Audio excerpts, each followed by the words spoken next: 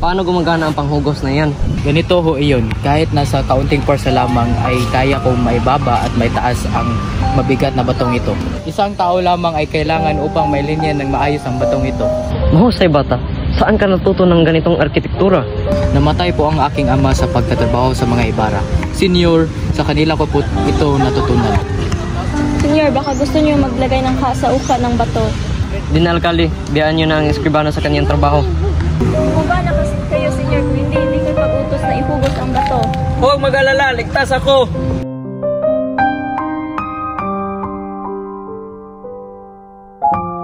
Madali kayo, hanguin niyo ang bangkay niya dito! Kailangan maimbestigahan ang pangyayaring ito. Huwag na, mahal na alkalde. Kahit na gumagawa tayo ng pagsisiyasat, ay wala nang mangyayari. Papatayin sana niya ako. Ngunit napatay niya ang kanyang sarili. Hayaan na lamang natin siya at bigyan ng maayos na libing.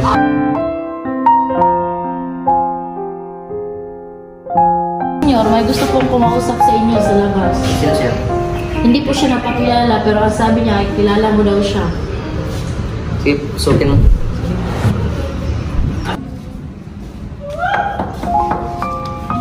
Layas! Tuloy ka! Hindi ko ay nagkala na ikaw ay darating. Tara, pasok tayo.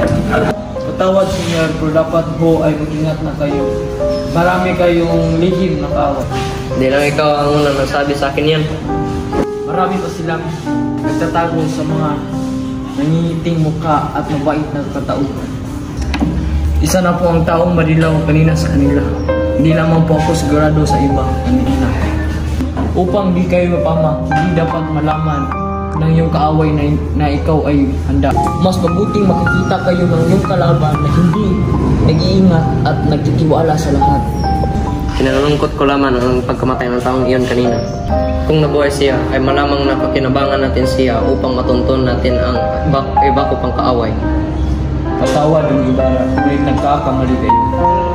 Sana ay dapat mong paghahandaan ng bawat sandali dahil panigurado naghahanda rin sila para mapuksa ka. Bueno, senyor. Aalis na po ako. Maraming salamat. Hindi, dapat ako ay magpapasalamat sa iyo dahil niligtas mo aking buhay. Salamat man. Ikita pa ba tayo?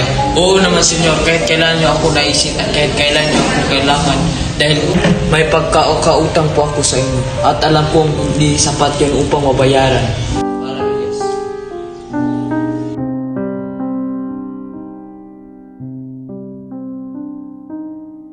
Bakit hindi ninyo ipagpatuloy ang inyong pag-uusap?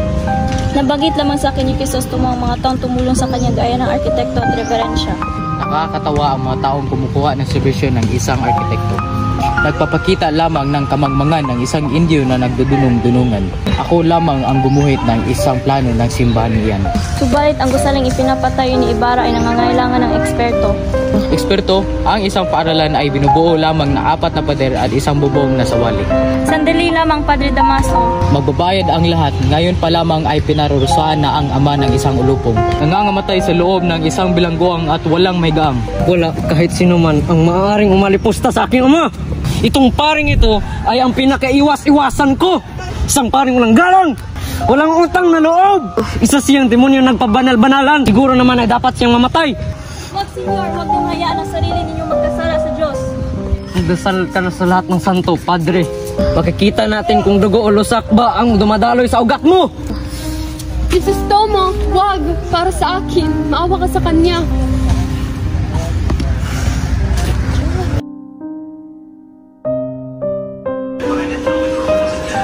Kamahalan, kung pahintulutan ninyo ay nais kayo makausap ni Crisostomo Ibarra. Don Ibarra, ang sinasabing nakaalita ni Padre Damaso. Papasukin mo siya, gusto ko siyang makausap.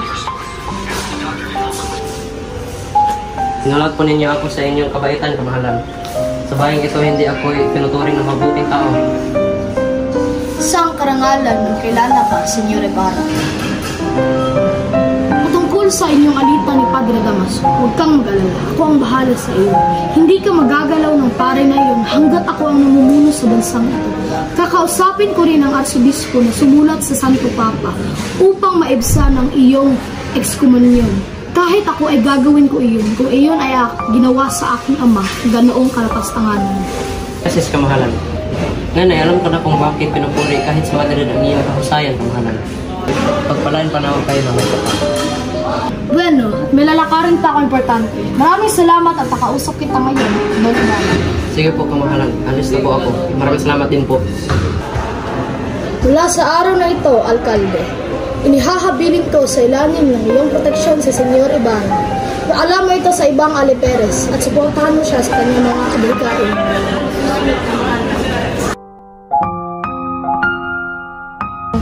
Vamos magkantar ikaw.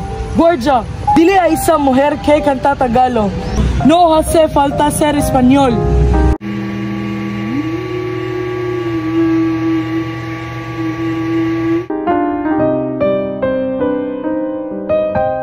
Baila, baila, baila. Iyon, ikaw naman ang sumayaw. Sayaw! Baila! India! Baila! Baila! Kondenada! Salbahe! Anong nangyari sa'yo? Hindi ka man lang nagbigay ng magandang gabi. Dalhin mo ang baliw na ito. Sabihin mo kay Marta na bigyan ng ibang baro at gamutin.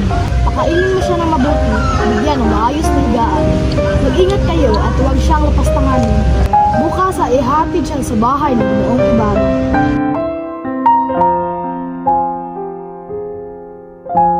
Ipinakilala ko sa inyo si Don Alfonso Linares de Espadanya.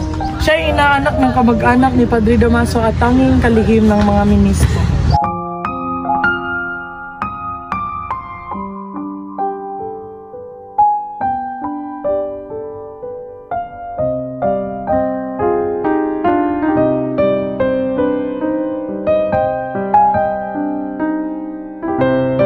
Naparito ang Kapitang General. Kasinungalingan! Maniwala kayo at dyan umupo. Sayang kung maaga-aga pa sana ang pagkakasakit ni Clarita. Narinig mo ba yon, pinsan? Hindi karaniwang tahanan ang iyong pinanhi. Sinabi ko sa iyo, Don Santiago, na ang aming pinsang ito ay kaibigan ng mga duke at ministro sa Madrid. At malimit kumain sa bahay ng Conde del Campanario. Ng Duque de la Torre. Saan ko kayo matatagpuan si Padre Damaso? May niyam akong dala para sa kanya. Siya sanay sadyain ko kung ipagkakataon ko na parito ako. Nasa bayang ito, mamaya at ngayon, siya ay parito. Di Espanya, tignan natin si Clarita. Alang-alang labang sa inyo. Ang asawa ko'y hindi gumagamot. Hindi sa matataas na tao nung siya'y nasa Madrid pa. Ma, masakit. Ngunit magagaling. Sa umaga ay likuyan at gatas. Jarabe de Altea at 2 Pildoras de Chinaglo. Galing ka, Clarita. Lakasan mo ang iyong loob. Ipapakilala kita sa aming pinsan. Linares, narito na si Padre Damaso. Maria, Maria, anak ko, hindi ka mamamatay.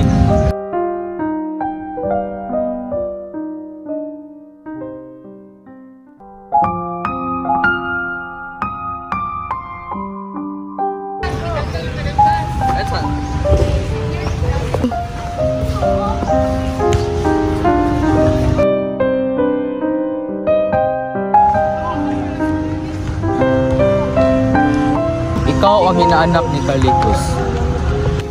Mahiliyam siya sa akin ukol sa iyo, ngunit hindi kita nakilala. Dangan kasi hindi ka pa isinisilang nang ako'y umalis sa Espanya.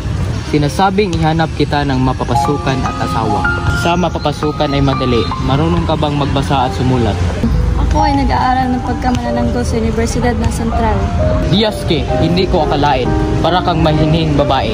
Bibigyan kita ng isang babae. Oo, isang babae. Hindi naman ako nagmamadali, Padre. Halika at kausapin natin si Santiago.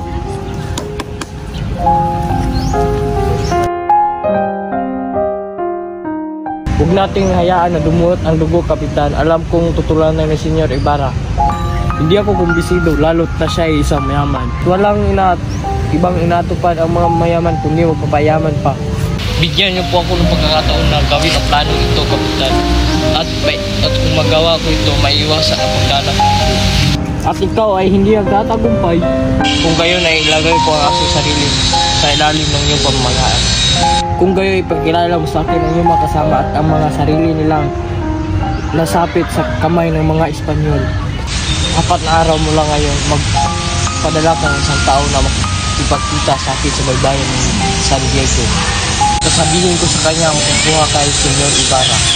Kung papayag si Senyor ay makukuha natin ang hustisya at kung hindi naman ako ang manlalagas ng magsika nito. Maghihintay ako, Elias, para sa kapayapaan at kalayaan.